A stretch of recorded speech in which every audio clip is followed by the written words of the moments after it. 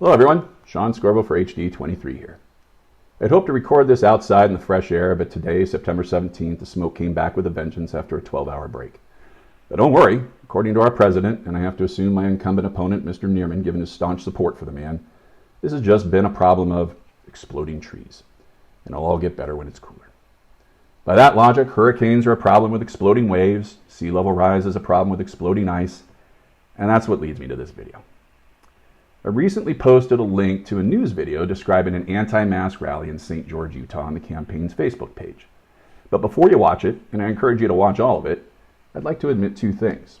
One in this video, and one to follow in a couple days. First, in my April 4th video regarding the use of masks and gloves, I left you with the recommendation to wear masks if you were symptomatic, as masks were primarily a method of preventing you from spreading the disease to others. I said no symptoms, no need to wear, and those on the front lines had a hard time getting a hold of masks, so best leave them to them. I was wrong, and I'm happy to admit it. Why? Two more reasons. As the data accumulated, it became clear there was a real benefit to wearing masks, regardless of whether you were symptomatic. And that was because the frequency of asymptomatic carriers, people spreading disease that didn't feel the symptoms of the disease, was significantly higher than first thought. Nothing wrong with taking in new information to make a more informed recommendation.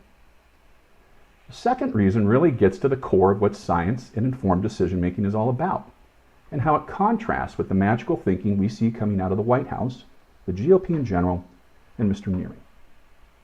Mr. Neerman, in his voter's guide submitted August 25th, stated, and I quote, "It's becoming clear that this pandemic is not nearly as bad as the damage being done to families, livelihoods, and people by shutting down the economy and schools." Unquote. More on that one later, Mike. You really should have accepted my invite to debate. Intelligence, by definition, is the ability to accumulate new knowledge, apply it, connect it to other data points. Science provides those data points, messy as it may be getting past bad data. And to be blunt, my incumbent opponent, apparently, like the folks in the video link, doesn't have the ability to take that data and make informed decisions.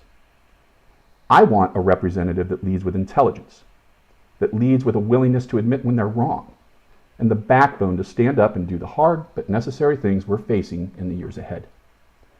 You should too. Thank you.